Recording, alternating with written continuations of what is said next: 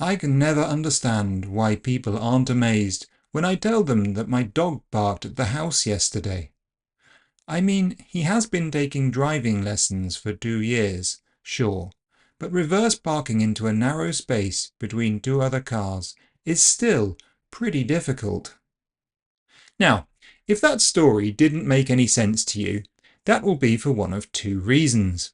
Firstly, you may find the idea of spot the dog reverse parallel parking into a tight little space a little unbelievable. But secondly, and far more striking in my opinion, were my plosive consonants. They were all unaspirated. Since this podcast is about English pronunciation, we'll be dealing with the second one. So if you're after stories about animals performing incredible tricks, I'm sure there are plenty of shows out there for you. If instead you want to learn about the genuinely strange world of English plosive sounds, welcome to the Pog. This episode is Plosion.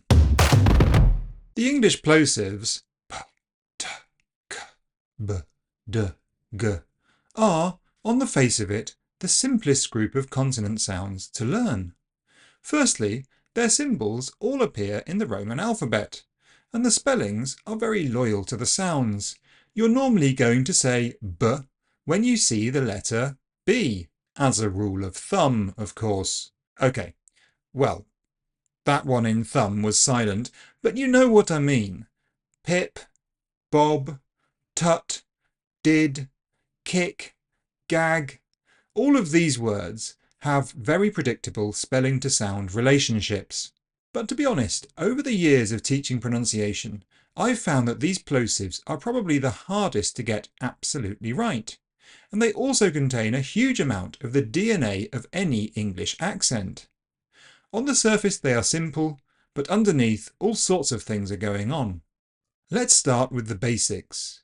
The voiceless plosives p, t, k are generally aspirated in English, meaning there's a puff of air when you release them. Compare park, bark, time, dime, car, gar. You should be able to hear that puff on the first version there when I said it. I didn't aspirate the second version. It's an important detail because native speakers might hear the word bark if the p isn't aspirated. So if your dog is neatly reversing your car into your driveway and you proudly tell your neighbour the dog barked without aspiration, your neighbour might find this completely unremarkable. However, upon hearing the dog parked, they will likely give you the desired amount of astonishment for your super intelligent pet. Aspiration nearly always happens on these sounds to some extent, but not always. A s will kill the aspiration, meaning that in the word aspiration, there is no aspiration. Most learners of English pronunciation have to learn aspiration. It's an important feature, but fortunately, it's quite simple. I normally encourage learners to aspirate these sounds as much as possible, as over-aspirating sounds better than under-aspirating. And this brings us on to the strangest of all English sounds, the voiceless alveolar plosive t. It's true that this sound can be aspirated, t, but so many more things can happen to it. Let's take the word lighter and see what happens to that t. So let's start by aspirating it, lighter. So that's the standard English t. Now let's replace it with a glottal stop, lighter. So that sounds perhaps a little bit Cockney. Affrication will give us ts, lighter. This sounds like a little bit of a cymbal hit, ts, ts, ts, and it's become quite standard these days, especially in the south, lighter. It's also found in Brummie and Scouse, so it's been around for quite a while, this affrication. Tapping the t will give us lighter, which sounds American or Australian. It's like a very fast d, lighter. You could also swap it completely for a fricative s, lighter. And actually that's the one I'm most likely to say in fast speech, lighter. And a lot of people find this kind of strange, the idea that there's going to be an S replacing a T, but if you do it quickly, you just don't notice that it's happened. A voice D is also possible, lider, like literally a D, but I think it's only in this kind of slow, sort of a bit affected, almost posh or posh estuary accent, lider. So I don't think it's something that you hear in sort of fast connected speech. But you get the idea. That T in lighter could be many different things, and that's a T between two vowels. It does even more things at the end of words, including turning into an adjective, light. So a lot of accent features are contained in this T sound. So it's essential to master its usage in whichever accent model you are learning. The voiced plosives, b, d, g, don't pose as many problems generally, though the d does like to assimilate a bit, so the D in admit is an unreleased B in connected speech, admit.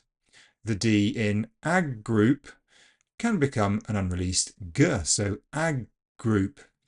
And aside from the general difficulty many learners face with voicing these final plosive consonants, the voiced plosives are a bit more straightforward than their voiceless counterparts. And they're less dangerous. I remember during the COVID pandemic, an article I wrote many years ago on plosives suddenly got a lot of traffic. Why? Because some schools had sent memos to teachers to avoid using plosives because they spread germs. Not knowing what plosives actually were, people started looking it up. If only I'd known. I would have mentioned in the article that aspirated ones spread germs more than the unaspirated voiced ones, because they are stronger. You push more air out when you make them. I wonder if anyone actually managed to speak without using plosives.